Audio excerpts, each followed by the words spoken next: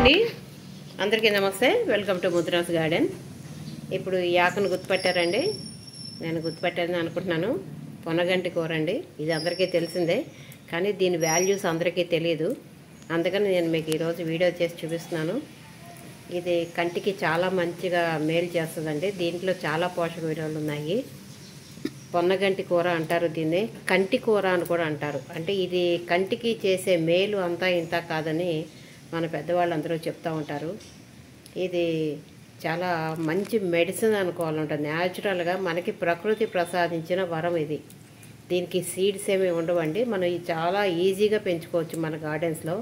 ఇప్పుడు మన ఆకుకూరలు అమ్మే వాళ్ళ దగ్గర తీసుకుంటాం కదా, ఈ ఆకులన్నీ కూడా తీసేసుకుని ఈ కాడలు మిగిలి పడేయకుండా జస్ట్ మన కుండీల్లో పెట్టుకుంటే, మనకి టెర్రస్ గార్డెన్ అని, కిచెన్ గార్డెన్ అని, ఇట్లా చిన్న చిన్న గార్డెన్స్లో మనం పెంచుకుంటున్నాం కదా, వాటిల్లో ఈ కాడలు పెట్టుకుంటే చాలా ఈజీగా గ్రో అవుతాయండి.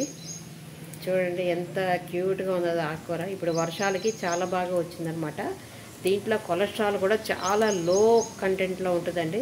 కొలెస్ట్రాల్ అనేది అసలు లెక్క లేదనమాట. దీంట్లో చాలా తక్కువగా ఉంటుంది.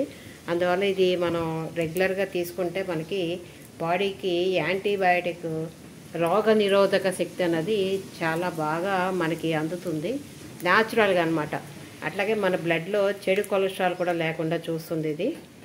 చెడు కొలెస్ట్రాల్ చాలామందికి మన బయట తినే ఫాస్ట్ ఫుడ్ల వల్ల కొలెస్ట్రాల్ కూడా చెడుగా అవుతుంది కదా, అటువంటిది అన్నా కూడా క్లియర్ అవుతుంది. ఓవరాల్గా చెప్పాలంటే అండి, దీనివల్ల మన ఆరోగ్యానికి చాలా మేలు కలుగుతుందన్నమాట.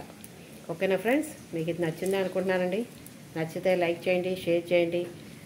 మీ ఫ్రెండ్స్ ఎవరికైనా కూడా దీని గురించి చెప్పండి, తెలుసుకుంటారని నేను ఇది వీడియో చేస్తున్నాను. ఓకేనా అండి? థ్యాంక్ యూ అండి. Thank you.